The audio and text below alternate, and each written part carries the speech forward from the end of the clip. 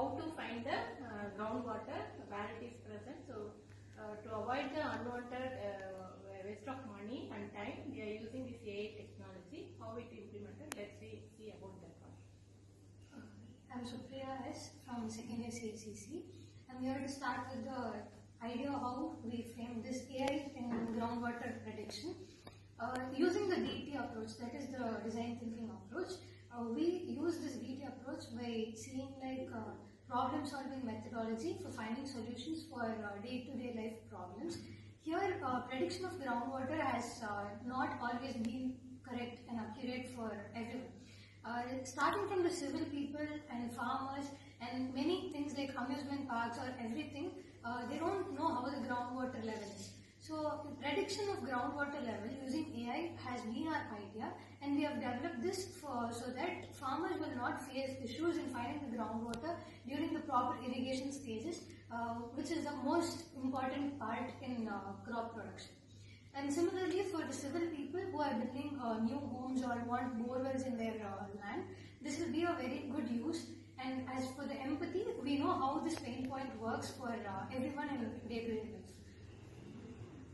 I am Rajaguru from second year CSE. I will explain the ID part of the project. On our ID part, we have developed AI for predicting groundwater level. AI, what it does is it would predict the groundwater level based upon the humidity upon soil, or the type of soil it has, or the amount of water it has, or based upon all those data, it would predict whether the ground is suitable for groundwater or not. So that what it happens is, for the farmers, they can reduce the cost upon for groundwater irrigation purposes. They can reduce the cost of borewell cost and all those. They can reduce on that. And then we feed data to that AI through natural language processing. Through the natural language processing, we feed those data, the data sets where the upon which type of soil the groundwater would predict, and all those would be feed into the AI chatbot. And our AI chatbot will predict the groundwater level and all those, and say to the farmers. And that application part would be explained by Rakesh. Good morning. I am Rakesh, second year CSE from second year CSE. I am Rakesh from second year CSE. I am going to talk about the application and the components required and their specifications. So the applications is already explained by in the empathy part, but in amusement part, the soil needs a huge amount of rigid force. If the rigid force is not enough, the amusement park will be destroyed. It will have some cracks in the ground, and it will be the basement will be very weak, and it will affect the core part of the amusement park. So it will be needed for this application. The second thing is in civil services. In houses and buildings, we use first we will let the sand from earth crust, and we will give it to the test the soil, and we will dig. But if we use this application, we will be able to get this test by ourselves within an hour or 2 hours. So the AI will generate a response by this soil is not enough to build a amusement park or house. It needs more rigid force, humidity, and the density. So it's not applied. So in nuclear physics and nuclear reactor core, we will need huge amount of waters, like 200 tons per cooling system.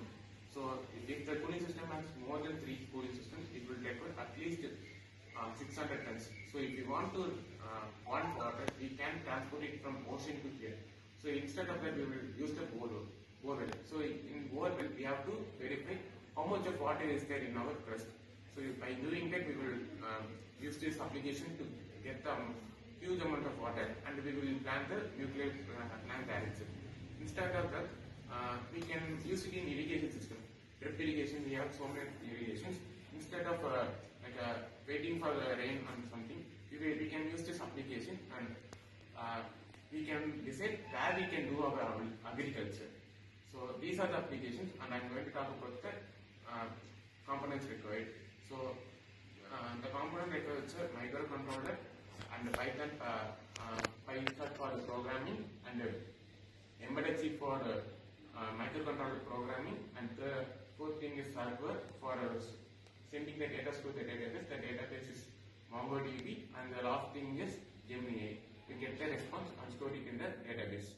So basically it works like this cycle. So first SAN will be detected by our microcontroller, and it will be transferred to the server to get the response from the Gemini. So the Gemini will give the response to the database. The database will get the send the data to the application, and the application will give us the result.